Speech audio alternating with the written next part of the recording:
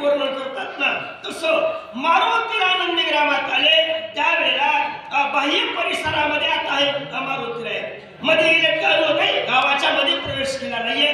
बाह्य भागामधलं वातावरण जे आहे ना, हे मारुतीच्या दृष्टिक्षेपामध्ये येऊ लागलेलं आहे. भरते आपली भक्ती, भरते वाढविली विरक्ती, भरते पाहिली निज शांती, भूते स्वानंद. भरते आपण केली भक्ती, भरताना स्वतः स्वीकार केला भक्तीचा, बरं का? त्यामुळं भरताला विरक्ती निर्माण झाली. अपंगाने विरक्ती निर्माण होणे आणि शांती प्राप्त होणे हे विशेष आहे. आणि ते अंगामध्ये मुरली होणं आणि भूती भोगिती स्वानंदे काय स्वतः भरताच्या पंच ज्ञानेंद्रिय, पंच कर्मेंद्रिय आणि मन चतुष्ट वगैरे मन बुद्धीच अहंकार याच्यामध्ये भक्ती मुरली होती. आणि भक्ती भरताच्या अंगात भक्ती मुरल्यामुळं त्याचा परिणाम असा झाला, त्याचा परिणाम म्हणजे पंचमहाभूतावर झाला, बरं का? आणि भूते भोगिती स्वानंदे कोणते भूत आहेत? पंचमहाभूत, पृथ्वी, आग, तेज, वायू आणि आकाश यांच्यावर त्याचा परिणाम झाला. म्हणजे ढवळ्या शेजारी पवळ्या बांधलाकडे वाण नाही तर गुण लागतो, तसा भरताचा जो रंग नाही लागला पण गुण मात्र निश्चित पंचमहाभूताच्या अंगामध्ये मुरला. जे योगे त्यांनी आपला स्वधर्म त्याग केला. म्हणजे त्या पंचमहाभूताच्या शरीरामध्ये जे स्वतःचा धर्म होता का ते विसरून गेले आणि भरताच्या धर्माचा त्यांनी अंगीकार केला. एवढा परिणाम त्यांच्यावर झाला. मलयातीच्या ठाई चंदनाची झाडे पाही, तेने डोंगर सर्वही केला लवलाही चंदन. कसं झालं बघा, भरताच्या संगतीमध्ये पंचमहाभूत आले.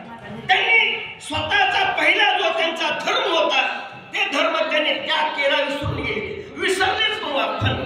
जसं मलय नावाचा एक पर्वत आहे मलयगिरी, त्याच्यावर फार एक नंबरचं लाल चंदन वगैरे वगैरे चंदन असतं त्या ठिकाणी. त्याचा एवढा सुगंध येतोय आणि कोट्यावधी रुपये किलो विकते ते.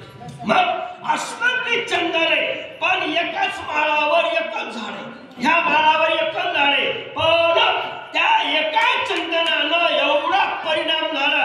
इकडं हजारो किलोमीटर, तिकडं हजारो किलोमीटर आणि समोर हजारो किलोमीटर एवढा सुगंध गेला. सुगंध किती गेला हो? मग कशामुळे झालं? एकच झाड आहे पण त्या झाडाच्या वारं गेलं आणि वाऱ्यानं सगळा परिसर सुगंधमय केला. याला म्हणायचं भरतासारखे संत. कारण संताचे किंवा सज्जनाचे माप चाले वाऱ्या हाती, सगळे डोंगर चंदन गेले. नाही आपण तेट गेला, नाही पुरोनी आणला, अंगवात बरोनी गेला, तेने गिरी केला चंदन. तेने गिरी केला. गिरी म्हणजे सगळा पर्वत काय केला? चंदनमय केला. एकटा भरत नंदीग्रामात आहे आणि एकटं चंदन एका माळावर आहे. दोघांचा कसा कसा परिणाम झाला. भरताच्या योगानं पंचमहाभूतावर काय परिणाम झाला? एक बाजू आणि एक चंदन माळावर. त्या चंदनामुळं काय झालं? सगळ्या परिसरात गिरी केला चंदन, सगळा डोंगर चंदनमय केला एका चंदनाच्या झाडानं. आणि एका भरतानं नंदीग्रामात बसून एवढी भक्ती केली, त्या विस्तार केला आणि वाढवली भक्ती.